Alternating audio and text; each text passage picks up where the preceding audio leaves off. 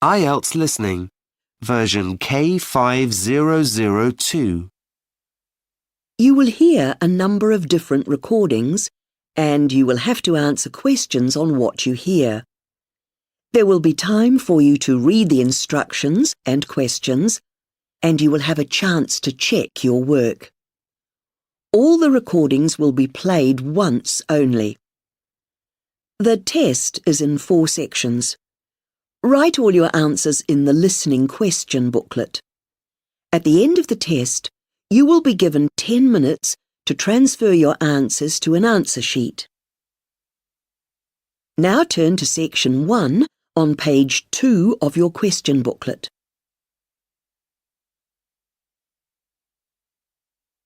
Section 1.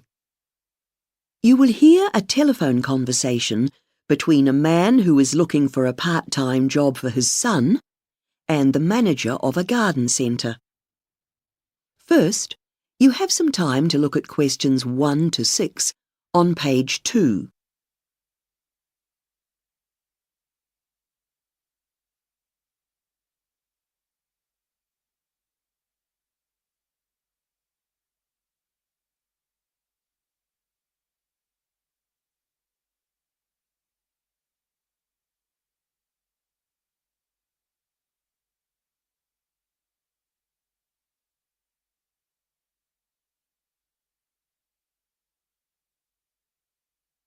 You will see that there is an example that has been done for you.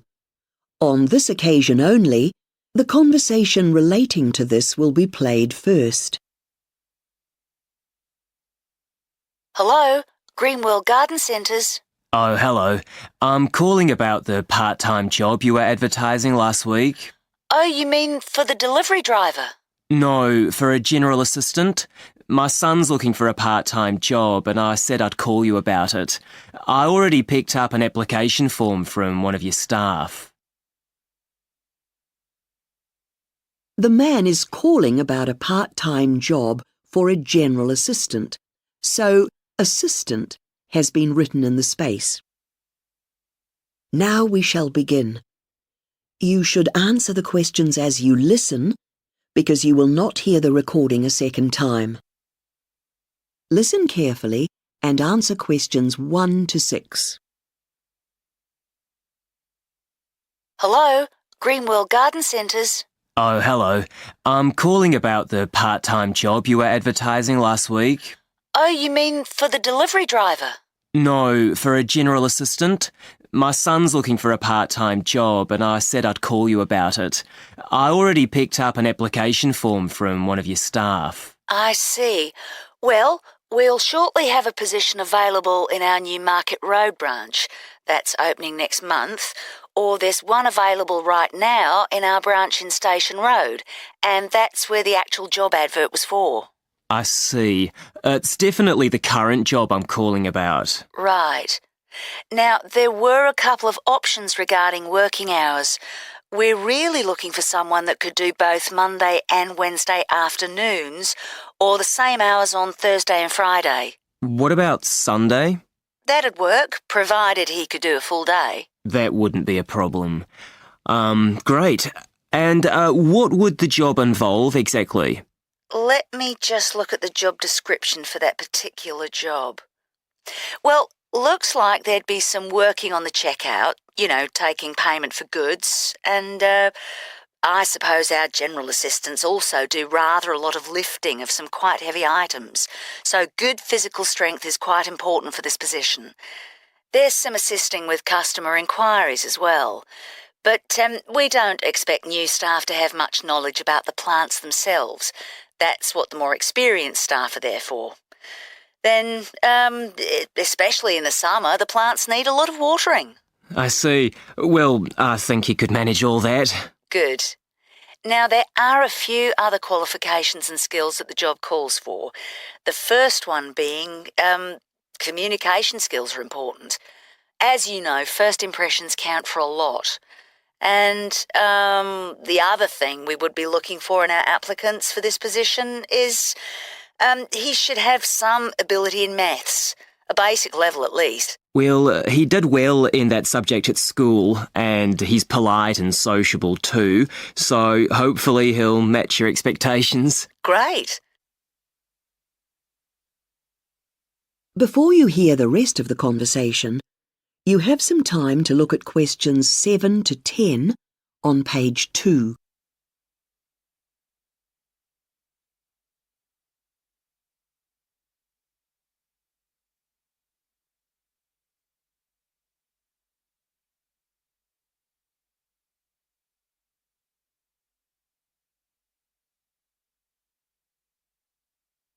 Now listen and answer questions 7 to 10. So, am I right in thinking he's still at high school? He's about to finish for the summer break, so he could come for an interview this week if that's convenient. How about Wednesday, say about 10 a.m? I'm afraid that's the morning of his last exam. Could we make it later instead, perhaps at 2:30? 5 would be better for us. OK, that's fine. So, his name is... It's Liam Avery. OK, got that. So, Liam will be having the interview with me. My name's Maria Rapana. R-A-P for Peter, A-N-A. On Tuesday, Liam needs to ring me on my direct line to confirm that he's coming, and that's 021 303 8874. OK. Oh, just one more thing. I need to see Liam's passport at the interview just to see that he's eligible to work in this country. Sure, I'll tell him. Thanks for your time. Thanks for calling. That is the end of section 1. You now have half a minute to check your answers.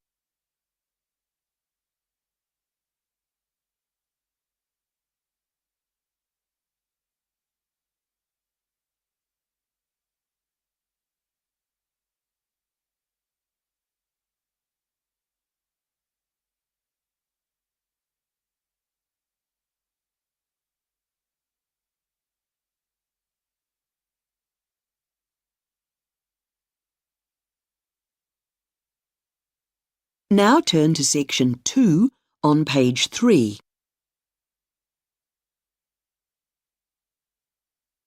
Section 2. You will hear an accommodation agent telling a student about different accommodation options. First, you have some time to look at questions 11 to 14 on page 3.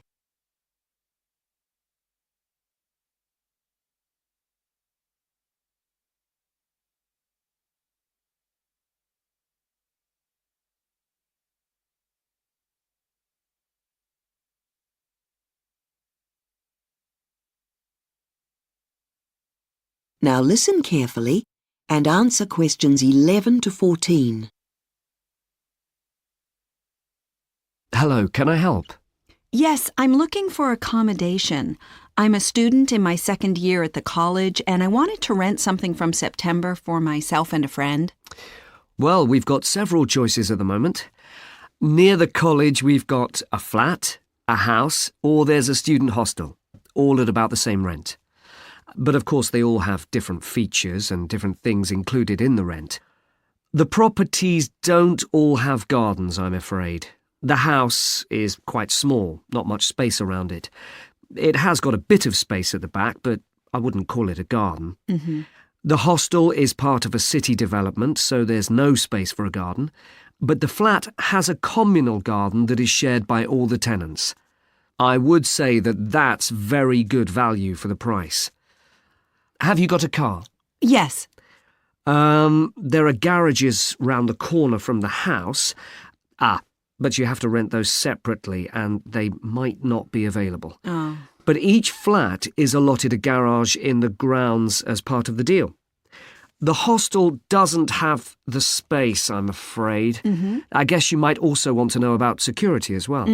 The house is the only one which is alarmed. The flats and the hostel are accessed through a main door which has an intercom for visitors, so they're quite safe. Now, they're all furnished. Mm-hmm. The stuff in the flat's quite modern looking, which most people like, and it's in quite good condition, considering the use it's had. All the furniture and fittings in the house have just been replaced after the last tenants left, so they'll be in excellent condition. And the furniture in the hostel is okay. It's about what you'd expect, really. Before you hear the rest of the conversation, you have some time to look at questions 15 to 20 on page 4.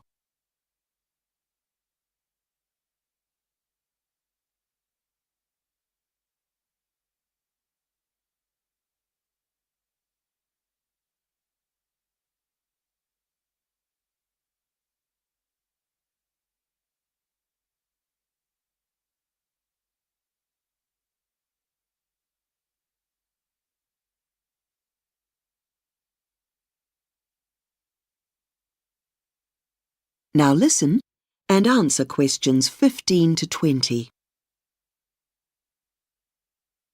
Well, I think I'd better go and look at them all. Where are they? Here, let me show you on the map. We're here in the accommodation agency on the High Street, facing north. Directly opposite us is the bank, okay? If you stay on this side of the road and walk towards West Street, the house is not that far. It's next but one to the swimming pool just before West Street. It's very convenient because it's near the shops. The hostel is on the corner of West Street and St Anne's Road, near the roundabout. It's not a very wonderful building, but it's nice and close to the college. The flat is a bit of a walk, but it's in very nice surroundings.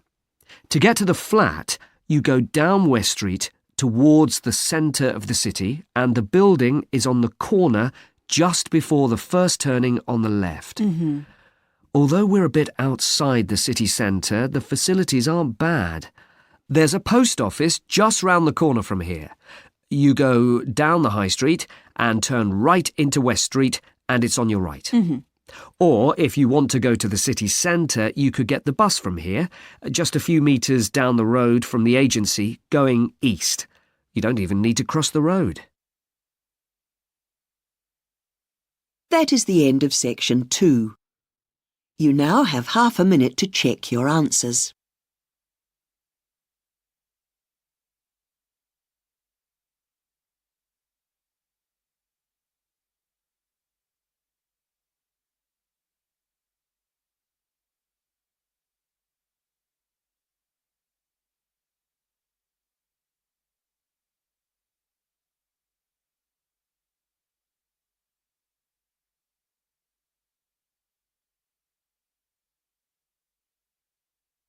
Now turn to section 3 on page 5.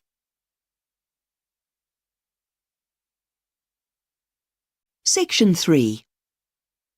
You will hear two law students called Eleanor and Jamie discussing their work on whether the evidence given by people who witness crimes is reliable.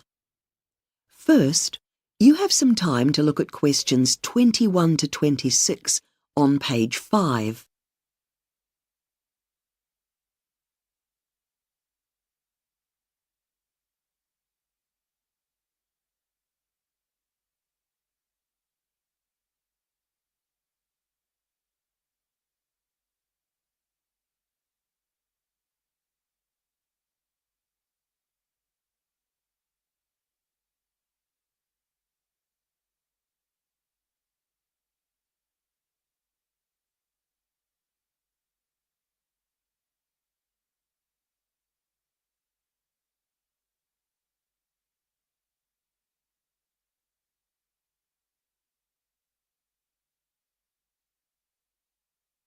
Now listen carefully and answer questions 21 to 26.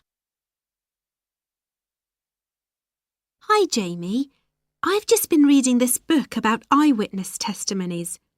It really goes into how much we can actually rely on what the people who witness crimes actually say and what things influence eyewitness reliability. Oh, I've read a couple of case studies on that too.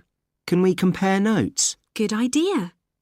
It's fascinating to learn that eyewitness identification is such compelling evidence in both civil and criminal trials.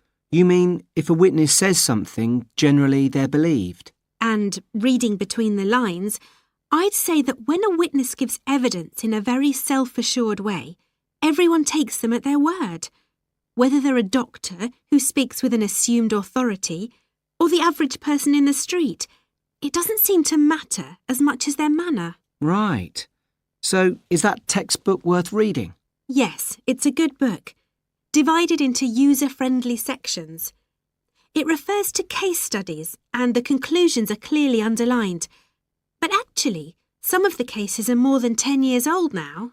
Well, it's the same problem with the survey reports our tutor gave us. But at least they draw on a representative sample. That's good. All the books point out that eyewitness statements are very often unreliable. But there can be good reasons for that, like an incident may happen at night, in the dark. Or it happened some way away. But it's the fact that it can happen in just a split second that makes the witness's account so unreliable. That point's made very strongly in what I've read too. Yeah. Have you read anything about photo identifications? Yes, about the procedure and the reliability of witnesses looking at photos of different people and picking out the suspect. The case studies all clearly show how easy it is to sway a witness's choice of photo, even just by the flicker of an eye. But steps have been taken now to avoid this happening. And are the witnesses told exactly what they have to do? Mostly. But the trouble is, most people focus on the photos and choose the most likely suspect from the bunch and forget about the actual incident and who they saw at the time. And I read something about a naive observer. Do you know what that is? Is it a witness who's never been in a court before? Oh, I understood it to mean someone who's had nothing to do with the event, and they're asked to look at the photos and pick out the potential suspect. That figures. Then they can see if the photos are a good set and make sure one person doesn't stand out. Another thing I read was that witnesses don't like to change their minds once they've made a particular statement. I thought people might worry about the fact that they told a lie in court and think they might be punished in some way. But it's simply that they're afraid of seeming unintelligent or lightweight. Yeah, people are reluctant to lose face. Imagine if a case had been going on for weeks and you suddenly realised you'd got something wrong right at the beginning. Before you hear the rest of the discussion, you have some time to look at questions 27 to 30 on page 6.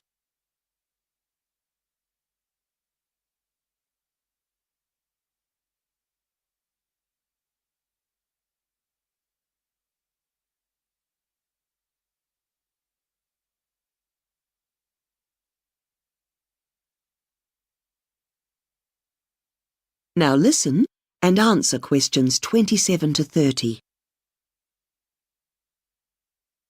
Changing the topic slightly, can I just check with you what you've understood about the problems of interviewing child witnesses when they've witnessed, for example, a robbery? Yes.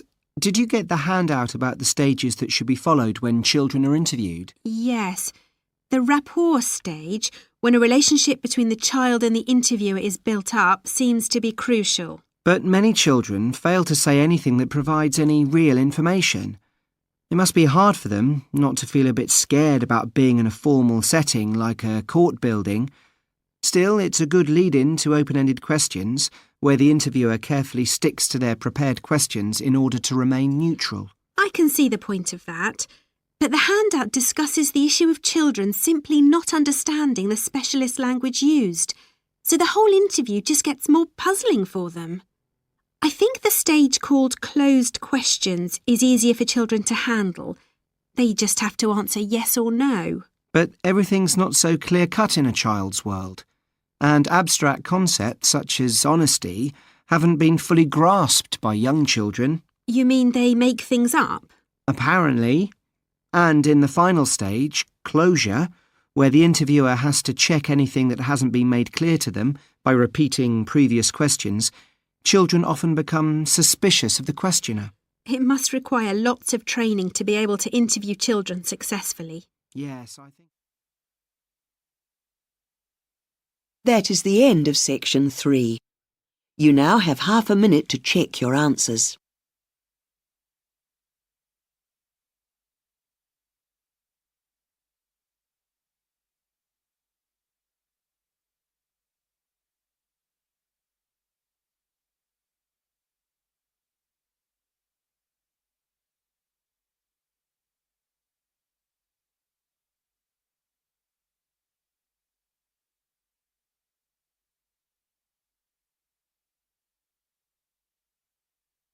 Now turn to section 4 on page 7.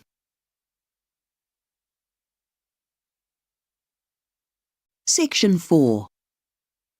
You will hear a lecturer in museum science talking about an exhibition about the history and uses of plastics.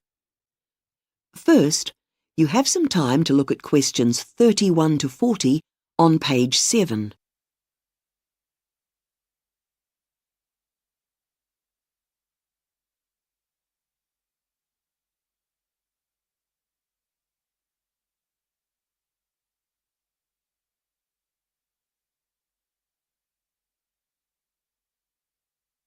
IELTS prediction. Contact Zalo09 for 8. Telegram IELTS_prediction9.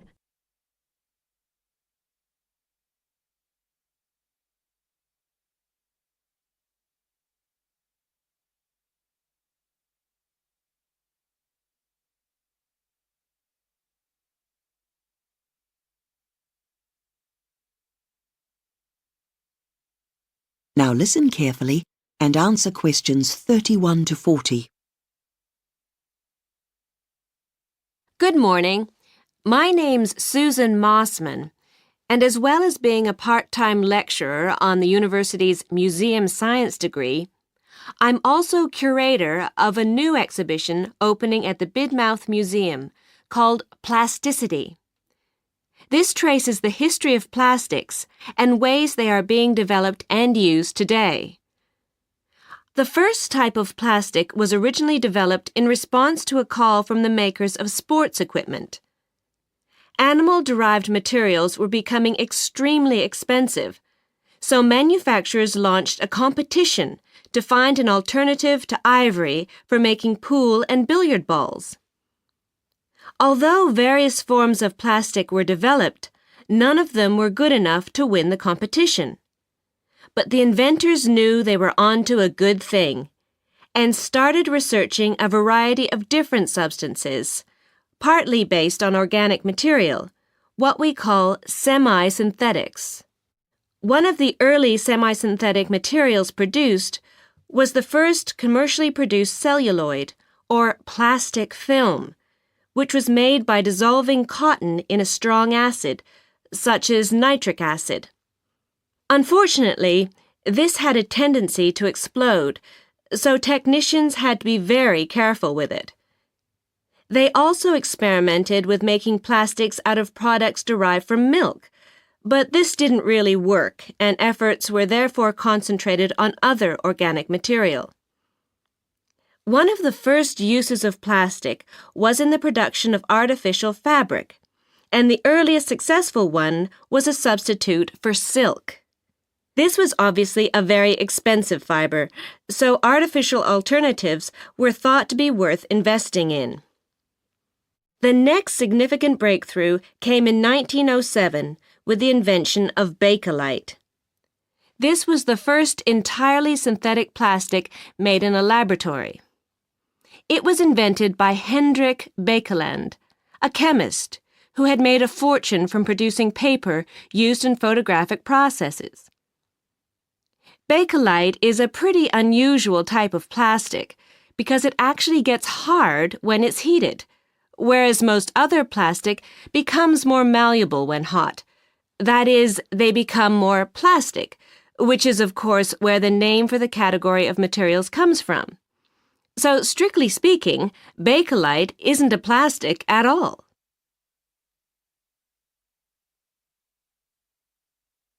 But now let's look at the exhibition itself. In it, we show a variety of semi-synthetic and totally synthetic plastics, some of them dating back 100 years. Some of the older plastics on display are unstable. This means that when they are in the process of degrading, they may produce gases which are acidic and which can cause neighboring objects in the display to disintegrate. We had to be very careful with these displays because there is one thing which causes plastic objects to degrade or break down, and that is light. So we've had to think of ways to get around this problem when setting up the objects on display. We have about 850 objects in the exhibition. One of our most interesting is a magnificent chandelier, a lamp designed to hang in the center of the ceiling of a big hall. It's only when you look carefully that you can see this is a wonderful example of recycling. It's made entirely of pens, ones which we use and throw away every day. A second exhibit, which is drawing a lot of attention, is a car made entirely from plastic, which is now in small-scale production in Japan. It's made of a semi-synthetic plastic using materials derived from wood, which is obtained from managed plantations, thereby further improving its environmental credentials. The advantage is that the vehicle is exceptionally lightweight, which means it runs on far less fuel than conventional cars, and can be adapted to run on different types. Finally, the most popular exhibit for children is... That is the end of section 4. You now have half a minute to check your answers.